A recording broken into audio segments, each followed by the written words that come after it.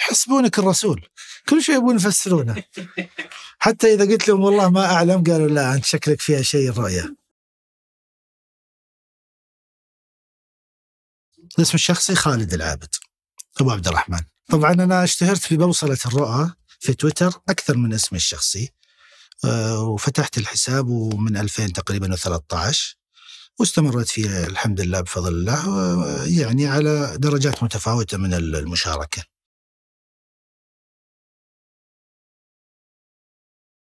طبعا مهم جدا أن يكون عندك علم بالتفسير، تفسير القرآن، لأن كثير من الرموز والمفاتيح اللي موجودة في الرؤى تؤخذ من القرآن، ممكن يكون في اشتقاق أو اقتباس لها من القرآن، كذلك من السنة، كذلك من اللغة العربية.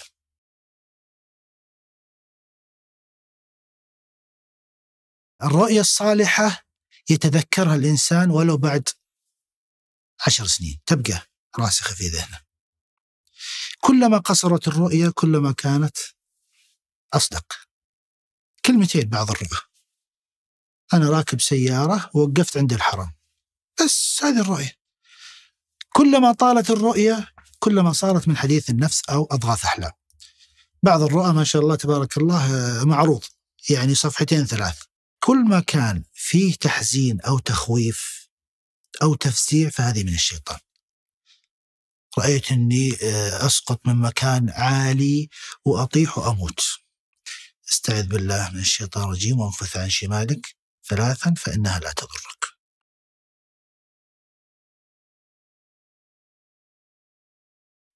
المقياس في الحكم على حذاقة المعبر هو الرأي، اللي شاف الرؤية. أنا شفت الرؤية وقعت وجابها لي، شون؟ هذا جيد الرجل. واحد تعطيه الرؤية ومسك طريق مكة، ما هو بلمها. فهي أرزاق مثلها مثل المال، أرزاق في العلم، أرزاق في التوفيق والإلهام.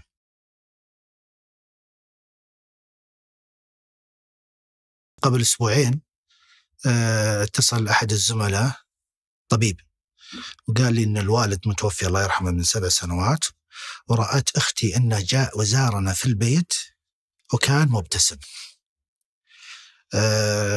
أنا قلت له استعذ بالله وانفث عن شمالك فإنها لا تضرك، لأن وقع في نفسي أن حالة وفاة في هذا البيت.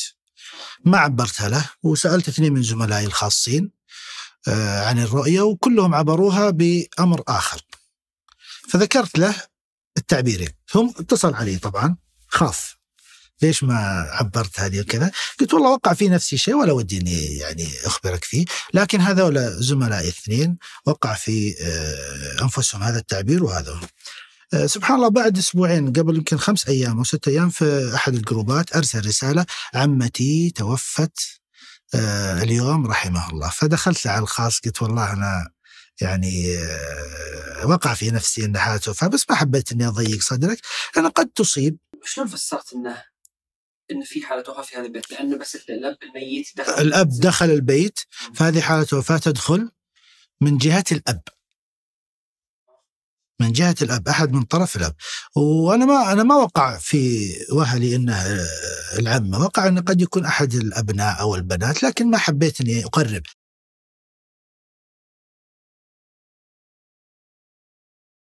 بعض الرموز لها أكثر من معنى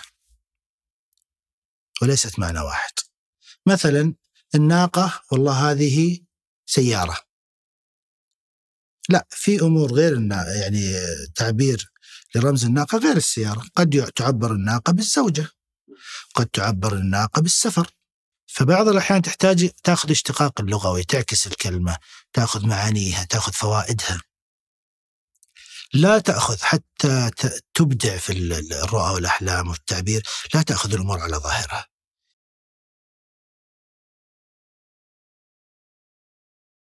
الرسول صلى الله عليه وسلم رؤيا حق والشيطان لا يتمثل به. من رآني فقد رآني، فإن الشيطان لا يتمثل به. لكن بعض الناس، وفي قاعدة عند كثير من المعبرين يقول لك أوصف لي الرسول،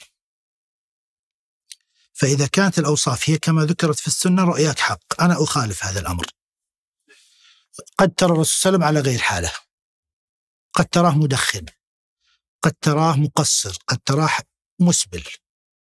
النقص الذي تراه هو نقص في الرائي وليس في النبي صلى الله عليه وسلم، فهي نذارة لك، الرؤية نذارة لك. فقد يكون هذا التقصير اللي أنت ترى. ليش؟ لأن كثير من الرؤى يرون الرسول صلى الله عليه وسلم لكن ليس على هيئته، معطيه ظهره، وجهه مو واضح، على طول نقول ليس. لذلك الواقع يجعلني متأكد أن النقص في حال النبي صلى الله عليه وسلم هو نقص في الرأي وليس في الرسول صلى الله عليه وسلم. لذلك قد تراه في المنام.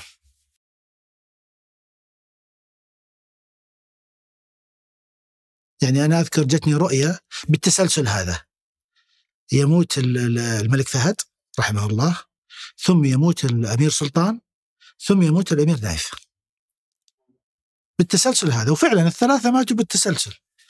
أنا حتى أني أذكر أني حلفت إلى الرائية، لأنها بعد ما مات الأمير سلطان رحمه الله كان الأمير نايف موجود. قلت أسألك بالله بهذا التسلسل؟ قالت والله بهذا التسلسل. متى رأيت الرؤيا؟ قال رأيتها قبل 6 سنوات.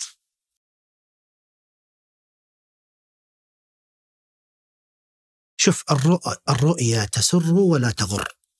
تسرك لكن لا تغرك. لا تبني حياتك وقراراتك ومصيرك على رؤية، لأني زي ما ذكرت لك قبل قليل الرؤيا حق والتعبير ظني، فأنا قد أخطئ. لكن يستأنس الإنسان. يعني إنسان رأى مثلا إنه